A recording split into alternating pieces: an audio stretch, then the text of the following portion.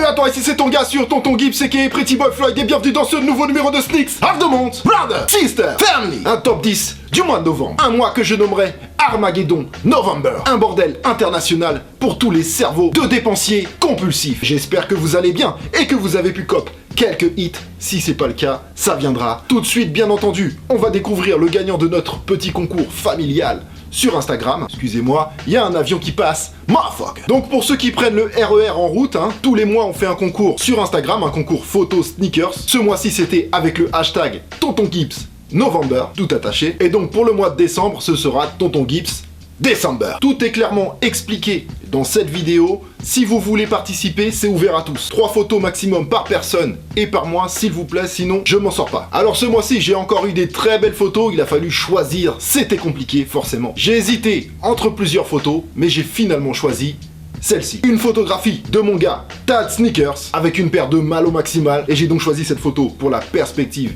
et la lumière, qui est parfaite et qui met parfaitement en valeur cette Beluga 2.0. Je rappelle que c'est pas un concours de la plus belle sneakers, c'est un concours de photos. Donc les gars, félicitations à vous, je vous invite tous à aller les follow sur Instagram, franchement ils le méritent, faites-moi grandir cette communauté. Bien sûr, il y en avait beaucoup de très belles et d'originales, mais je ne peux pas tout mettre. Désolé pour ça, en voici quelques-unes. Et d'ailleurs, j'ai beaucoup hésité avec cette photo de mon gars Bissot 97-120, qui en a fait plusieurs magnifiques. Et sur celle-là, la lumière est absolument parfaite. Force, Seb Sneakers qui a encore fait du sale. Et il y a eu aussi des photos à thème, comme celle de Sneak Fans, par exemple. Donc voilà, vraiment des très belles photos. Je suis très content de ce petit contest familial sur Instagram. Pour décembre, on part sur Tonton Gibbs. Décembre, tout attaché. 3 photos par personne.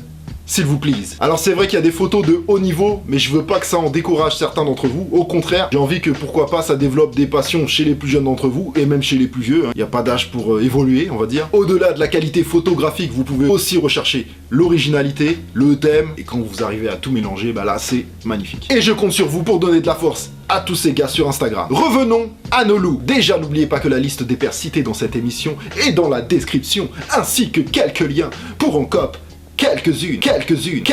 Et bien sûr, juste après ce classement, n'oubliez pas la catégorie Challenger, car forcément, il n'y a pas que 10 paires en réflexion pour un top 10. Il y en a beaucoup, surtout pour ce mois-ci qui était malade. Même dans les Challengers, il y a du lourd, et j'ai pas pu tout mettre. Alors à moi, très compliqué, comme vous le savez, c'était très difficile pour moi de faire un classement objectif. Je vous rappelle que je ne prends pas que la cote des shoes en compte, ni mes goûts personnels. Je fais un classement au plus près de la réalité. Mais bon, pour ce mois-ci, il y a eu des cotes tellement fortes que c'était impossible de les ignorer. Donc ce top Armageddon November ne plaira pas forcément à tout le monde, mais j'ai essayé d'être le plus objectif possible. Sans plus attendre, on démarre. Numéro 10, une paire SB au classement, je suis très content. La Nike SB Dunk Low Quick Strike Black Pigeon, sortie le 11 novembre à 110 €, bien sûr en quantité beaucoup plus grande que sa grande sœur de 2005 qui avait été produite à seulement 150 exemplaires. Numéro 9, la Air Jordan 1 Top 3, Black Gold sortie en premier lieu comme une exclusivité au Complex Con. Elle a ensuite eu une sortie beaucoup plus large le 27 novembre dans quelques stores sérieux à 160 €. Sold out. Numéro 8, la Adidas Yeezy Boost 350 V2 Beluga 2.0 sortie le 25 novembre à 220 €, sold out. Malgré les quantités astronomiques pour une Yeezy, la plus grosse production de Yeezy jamais enregistrée autour des 89 000 paires Europe, c'est énorme. Et c'est 89 000 paires Adidas Europe, donc sans compter les stores. Là j'ai envie de dire, qui n'a pas eu sa Yeezy? D'ailleurs c'était pareil pour les quantités US, c'est vraiment un balèze. D'ailleurs pour les shops, pour les stores, on est autour des 200 paires, plus ou moins selon les shops. Au-delà des quantités, ça reste un colorway très apprécié de beaucoup de monde. À titre personnel, moi je suis pas fan, mais il y a une phrase qui est très importante sur cette chaîne, c'est chacun ses goûts. Numéro 7, exclu Complex Con et Extra Butter, la collaboration entre Ghostface Killah, Extra Butter et ASICS Tiger sur un modèle Gel Light MT nommé la Pretty Tony. Un travail magnifique sur cette paire très réussie, sortie le 4 et 5 au Complex Con et le 7 chez Extra Butter à New York City. Brother. Numéro 6, les 4 modèles de NMD Human Race Trail, issus de la collaboration Pharrell Williams et Adidas qui ont eu un très bon succès malgré la Semelle Trail, qui partait pas vainqueur à la base, très critiqué quand même si c'est toujours quand il y a un nouveau visuel sur une paire qu'il y a le plus de critiques, les gens se laissent piéger par le sentiment de découverte et de changement, du coup c'est souvent très virulent au début, mais après ça cogite un peu plus, surtout quand ça voit des beaux on-fit, donc sorti dans 4 colorways le 11 novembre à 240 €. Les quantités n'étaient pas égales d'ailleurs pour ces paires, mais j'ai perdu les chiffres que j'avais pour ça, désolé. Si je dis pas de bêtises, la plus limitée c'était la grise, la Trail Black pour être plus précis. Il y avait aussi la Noble Ink, la Sun Glow et ma préférée, la Pale Nude. Numéro 5. En vrai, les NMD Human Race n'étaient pas 4, mais 5 à sortir le 11 novembre. Mais celle-là, la Cotton Candy, s'est vendue en exclu chez Billionaire Boys Club et Ice Cream, les marques créées par Pharrell et Migo en 2005. Migo qui est aussi le créateur de Bape, je le rappelle, même si aujourd'hui il n'en possède plus que 10%. Donc cette paire est un peu plus exclusive que ses sœurs éloignées. Elle s'est vendue à 250$ retail, of course, sold out. Bruxelles, on est autour des 1500 € à l'heure actuelle. N'oubliez jamais que c'est une fourchette très variable. Numéro 4. Pour vous dire à quel point le mois de novembre est dangereux, la Yeezy 350 V2 Frozen Yellow se retrouve en 4e position, même si pas mal de gens ne se retrouvent pas dans ce modèle au premier abord. Je n'ai aucun doute que beaucoup changeront d'avis au fur et à mesure du temps et des magnifiques on-fit qu'on pourra voir ici et là. La Yeezy Adidas la plus limitée de toutes a fait couler beaucoup d'encre fluo. Pour l'Europe, on est autour des 3100 paires online.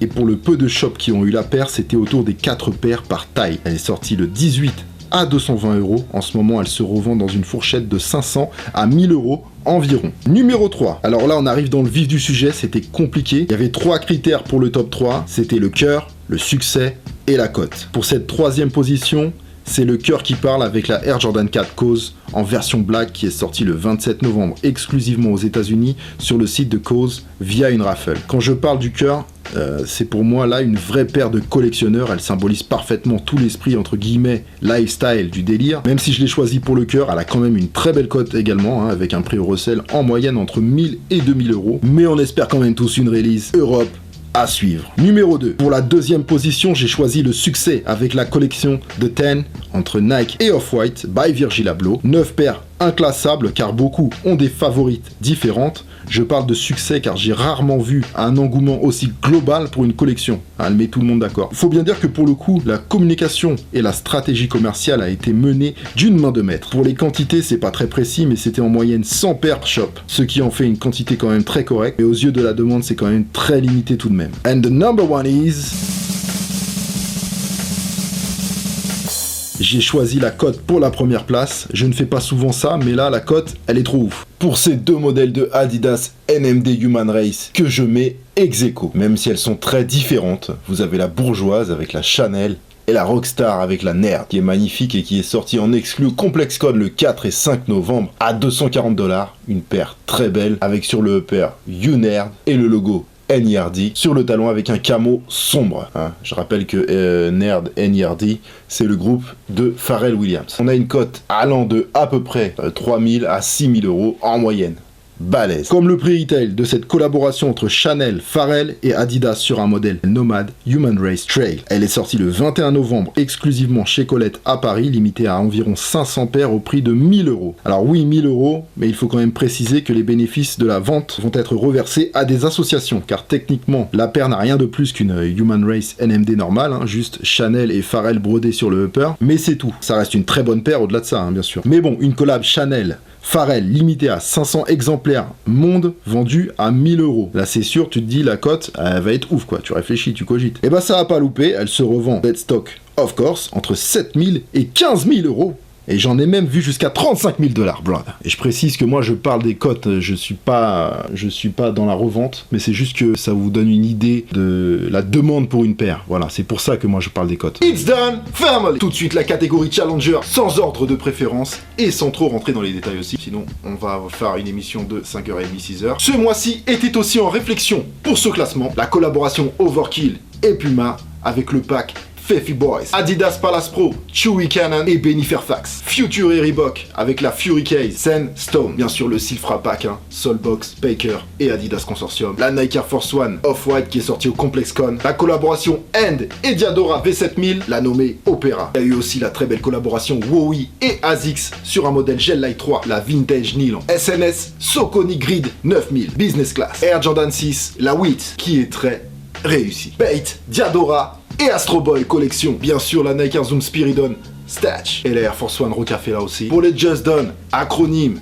et Travis Scott, c'est au mois de décembre les gars, donc ils sont pas dans ce classement là. D'ailleurs au passage, si vous avez vu le petit vlog sauvage d'hier à l'inauguration de la boutique, la nouvelle boutique Opium, vous avez vu que la collection pour les 35 ans de la Air Force One était disponible là-bas. Je dis ça au cas où. Comme d'habitude, si vous avez kiffé cette émission, un beau gros thumbs up fait toujours plaisir. Il est là, allez-y.